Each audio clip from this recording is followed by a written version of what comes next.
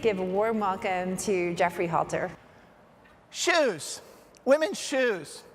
What could women's shoes possibly have to do with engaging men in women's leadership advancement? Well, believe it or not, first they represent discomfort, certainly for me at this moment. More importantly, they represent the discomfort that men have in even wanting to have a conversation around gender differences in the workplace. Second, they represent the different experiences men and women are having. Long before Dancing with the Stars, there's Fred Astaire and Ginger Rogers, and Ginger was asked about Dancing with Fred.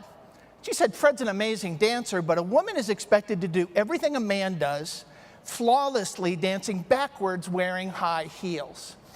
And I think this does a great job of articulating the fact that genders are having different experiences in the workplace.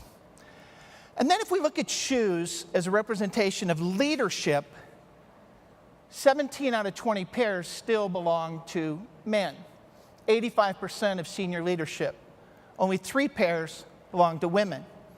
And if we move up to the C-suite, that drops to 1 pair. And so what I'll tell you is, if men are 85% of senior leadership, well, I think we're 85% of the problem, but we're also 85% of the solution. And so my goal today is to spend a few minutes with you and get you to go back and talk to your organization about the ready now men, those 30 to 40% of men that you can invite into this conversation who want to help you. And I know one of the themes is let's put smart to work. I'd like to say let's put smart women to work and smart men to work. But I'm actually going to ask you to do one less thing. I think it's time we stop asking women to lean in and we ask men to stand up.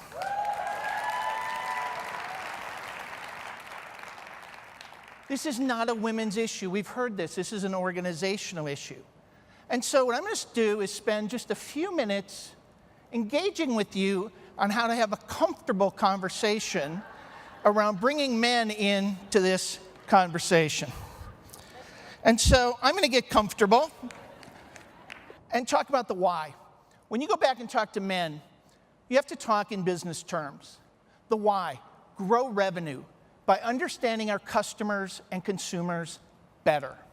Improve operating profit through better talent management, better engagement, better innovation. Enhance your company reputation. Your reputation is under attack in social media from activist shareholders, whether you know it or not. And it's what great companies do. I would have been so disappointed this morning if Ginny had gotten up and said, I want to make IBM the most mediocre company in America. This is a baseline expectation of what great companies do today. Let me tell you what it's not. It's not a journey. And you used journey right when I came up here. People go on journeys. But I hear a lot of D&I practitioners, diversity and inclusion practitioners, say our company's on a diversity journey. I was in sales for 20 years. I never went on a sales journey. If I didn't make my goal every quarter, they fired me.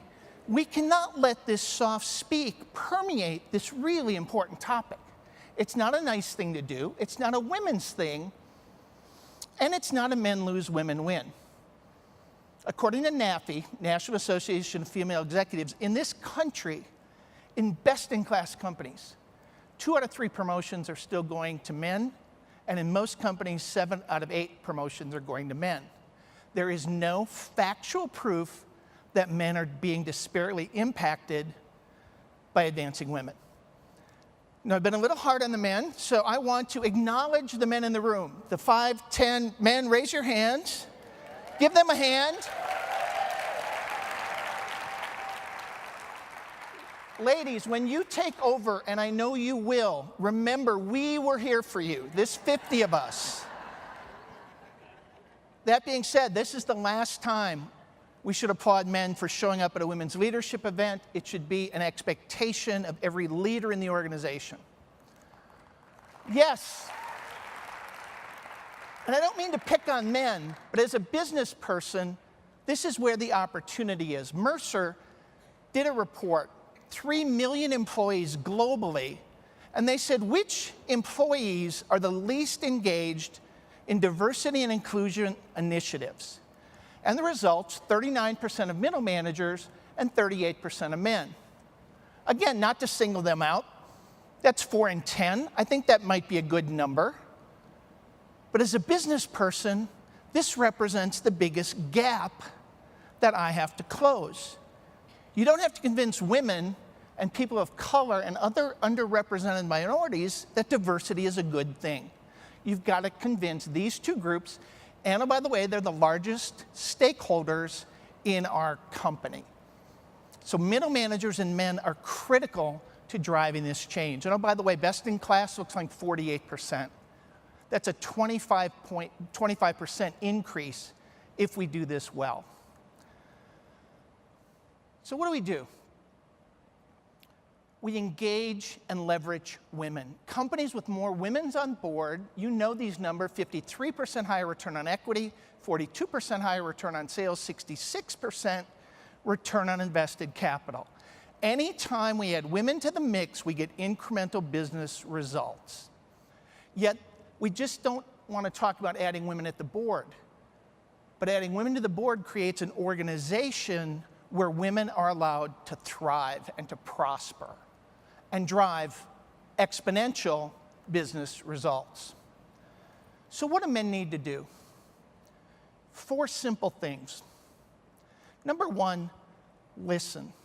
So many men want to start by leading, and they have no context. I coach men, I coach senior leaders. Take a woman to coffee and ask a simple question. Tell me what it's like to be a woman working here. And oh, by the way, you're not going to tell me anything. You don't want to be the flag bearer for all things women in the organization. And I coach them to ask again, what else don't I know? And you'll go a little deeper, and then I say, ask one more time. And in that last 10 minutes, I'm going to hear root cause issues of bias that I did not know existed. And then I can start to change things. Then learn. Deepen your knowledge. How do you talk about the business case within your organization? From a revenue standpoint, our customers are changing. Women are sitting on 40% of purchasing desks. I do a lot of work with Department of Defense. There's all kinds of women there. We got a lot of B2B customers here. Well, women are holding more and more IT roles. And there's a great Harvard Business Review study that says you can't show up with a bunch of 42 longs and expect to be successful today. So it's about our customers changing. And then lead. Now's the time to lead. And leadership looks like asking tough questions. Specifically, 3 questions. Leaders need to ask, tell me how many men you lost last year and how many women you lost. I guarantee you have always lost more women. And as a leader, you can't take the answer when you're told, well, she left to spend more time with her family. Because 60% of women leave your company and go to work for a competitor or someone else in your industry or hang out their own shingle. They're leaving because of the company or the manager. Question 2, what's your plan to engage more women next year? What's your plan? Simple as that. And then number 3, how are you going to drive that down to middle managers and men? So that's it.